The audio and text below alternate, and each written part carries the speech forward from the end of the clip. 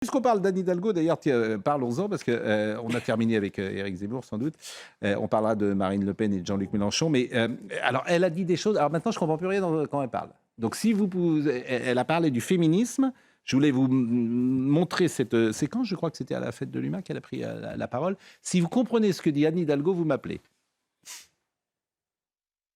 Je suis féministe. Et là, ça suffit. Ça suffit. Ça suffit, ces petits arrangements avec nos consciences qui font que on est là à revendiquer parfois la fin du patriarcat, et quand on en voit un, plus il est patriarque, plus il est dans son... Voilà, hein, plus on va se dire, ah ben oui, d'accord, non, mais pas lui. Non, non, non, stop.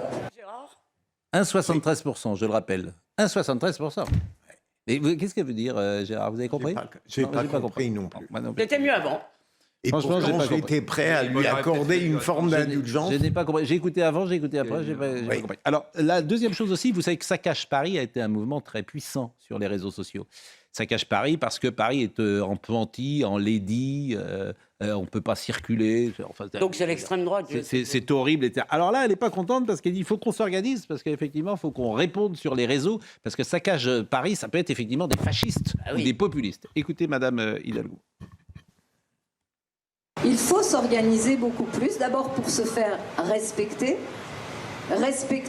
dans ce que nous sommes, dans ce que nous disons, dans ce que nous faisons, et combattre les fake news, combattre celles et ceux qui racontent autre chose que ce que nous faisons. Ça, il faut être très combatif là-dessus.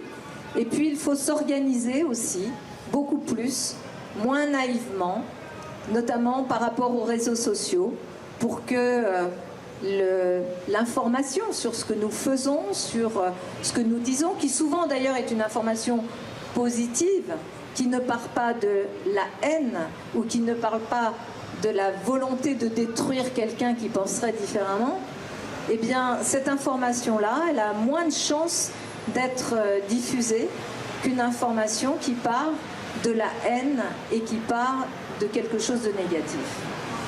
Et ça se fait de façon professionnelle, organisée. Il va falloir qu'on y travaille et on va y travailler.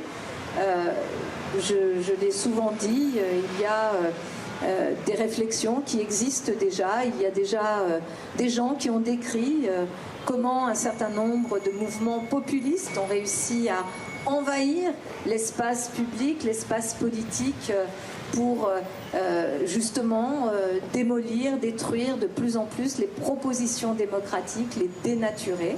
Donc il va falloir qu'on s'organise. Bon, elle parle de Ça cache Paris, mais c'est le problème d'une idéologue avec le réel. Ça cache Paris, effectivement, produit régulièrement des vidéos pour montrer que Paris est dans cet état-là. Elle ne l'admet pas, c'est son souci. Elle veut y répondre en disant le contraire, c'est son souci, mais le réel, il est là. Le réel, il est sous nos yeux. Moi, j'invite tout le monde à se balader dans Paris. Il est là. Qu'est-ce que vous voulez faire? C'est le réel. Et on a vu récemment que Paris a la chance, si j'ose dire, d'être dans un classement privilégié pour le nombre de rats par rapport au pays. 1,75 rats par personne à Paris. Ils ont enlevé quand même les bancs, vous savez, les fameux. Ils ont remis les bancs d'avoue, parce que là, bon, c'était... Bon, bref. Une sorte de parce que tout le monde ne sait pas ce que c'est, ces fameux bancs. Oui, c'était des bancs qui avaient été enlevés parce qu'ils étaient traditionnels dans Paris. On avait mis des bancs absolument horribles, ça coûtait une fortune. La ville est endettée je ne sais combien d'années. En fait, le bilan d'Hidalgo est catastrophique. Mais, comme dit Gérard, elle a été réélue. Elle a été réélue.